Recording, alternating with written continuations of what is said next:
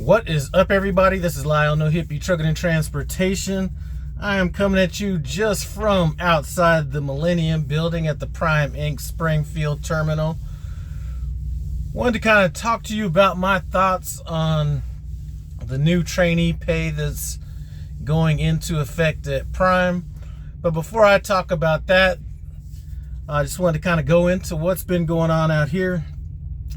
The other truck just came in, signed that lease, got the other driver moved in there, had a couple things that we needed to take care of, got it over to Bay 21, got those things handled. Noticed that his fifth wheel was a little bit further back than what we really like, so we went out there, slid the tandems, got his, or not the tandems, but slid his fifth wheel and got it in a good, what I think is a good position for the Peterbilts, and got Myra's truck down to Peterbilt to get a window switch fixed in her truck. Then we got it down to the body shop for some work that had been or needed to be done on her truck after somebody backed into her. And I just got surprised by the fact that we're going to need to put 3 new tires on that truck as well, which just comes off of having road assist need to go out and put another tire on her truck because she ran over a nail. So the fun never ends. Anybody that thinks that this shit is easy or just counts them checks that come in without thinking about deductions, listen, them deductions are going to come. It's just a matter of when they come. One last thing I want to talk about. Man, I went out and had something to eat with, if you guys are familiar with the YouTube channel Tim Travels, he's another Prime driver. Went out with him, my other driver Myra, and Brandy, who came in under me that Tim Travels trained. Anyway, we all went out to eat, and I don't know what happened, but I think it was these scallops that I ate. Man, I woke up like I was Will Smith and Hitch. Throat was all big and everything. Eyes were all watery. My tonsils felt like they were just like super huge. So I took a Benadryl, that knocked it out. So, but yeah, that was not good. And we're about to go out to eat as just our own little company dinner. Me, Jan, which is my new driver, and Myra are going to go out and have some Mexican food later on. But let's get into this, new trainee pay that's going on at Prime. Had a chance to kind of reflect on it, talk to some people that are actually trainers, because I'm not a real trainer, so me throwing my 2 cents in didn't really matter.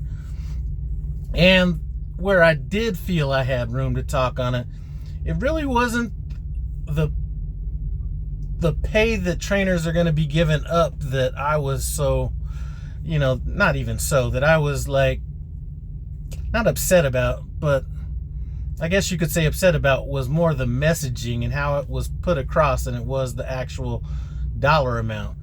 Now, if I was a trainer, I would continue training under these circumstances. I mean, some of those checks that you make as a trainer,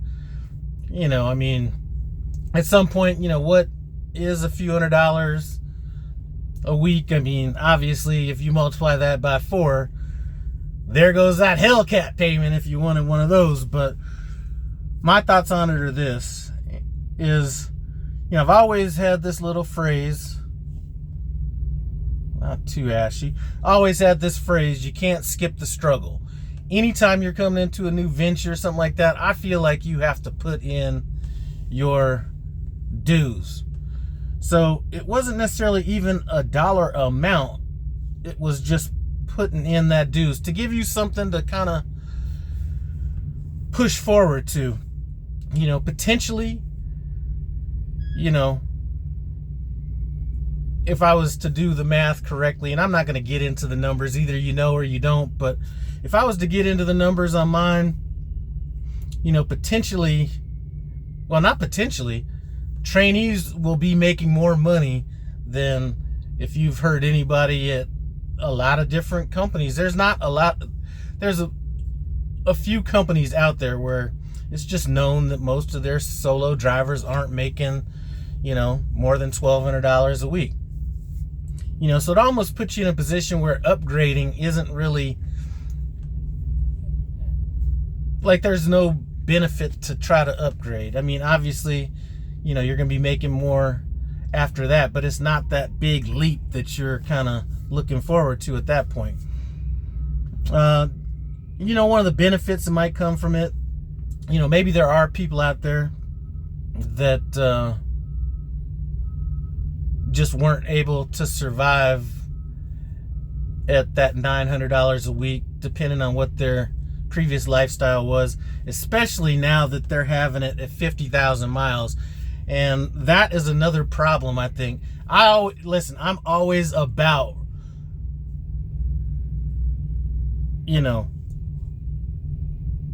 focusing on the training and not the miles when you're, when you're a trainee. The problem at 50,000 miles is this. So at 30,000 miles, what I can do is I can just go ahead, get a student, knock out the miles in 30,000 miles. We don't go home. That never becomes an issue. Like, how do I get paid if the truck stops, or, this or that? Because we're not stopping during that time. Now it's going to be an issue where, I'm not sure that I would be able to train for 50,000 miles straight without going home. So now that puts everybody in a bad position. If your trainee likes you and you want to go home and they either can't go without that check or they don't want to go without that check, now you have to, go to your fleet manager, see if they want to get another trainer, or tell them they're going to need another trainer. And if people are waiting already, by the time you come off of home time, he's still going to be sitting there. So who's going to be paying for that period of time? I just think at 50,000 miles, that just brings up something that shouldn't even be an issue.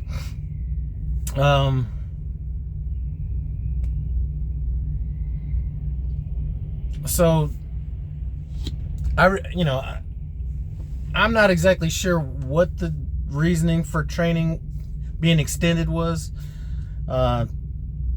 They were saying it was truck availability. I don't know if they want to keep saying this because of truck availability, but there's a whole lot of trucks around here. So I don't know if that's continuing to be the deal or if it's just the push to get more team freight going. I don't know. But in reality, to me, it's not going to keep me if I was to train again. Now, I may not train again, but that has nothing to do with this new plan. And I don't think that, $1,200 is going to touch somebody. And I'm about as disciplined as you can come. But, $1,200, that's a haircut right there. Now,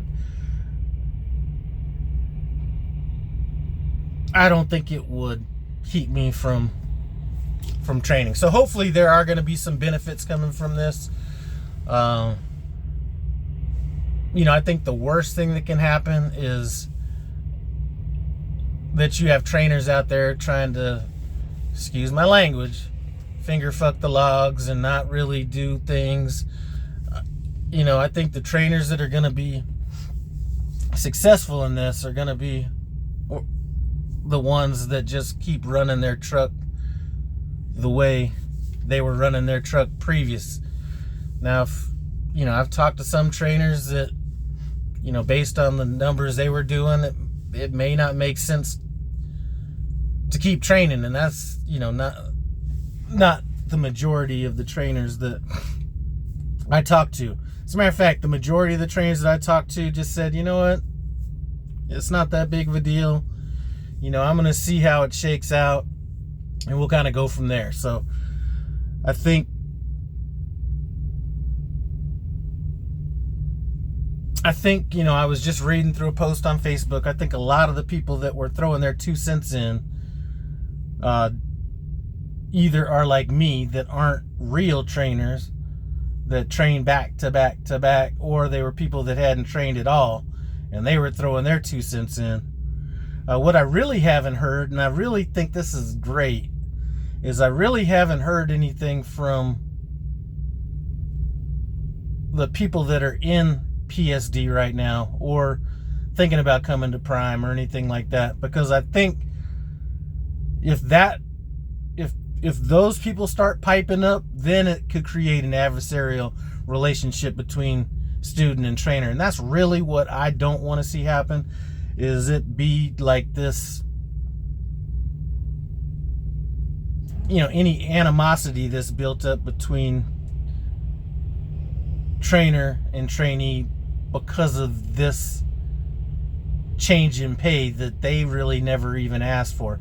But one more thing that I need to say about this is, I don't know what's going on with lawsuits or anything like that, or if Prime was any lawsuits or whatever, but the thing that I can say is anybody that has a problem with how they're getting paid, it wasn't like they weren't told this before they came to Prime.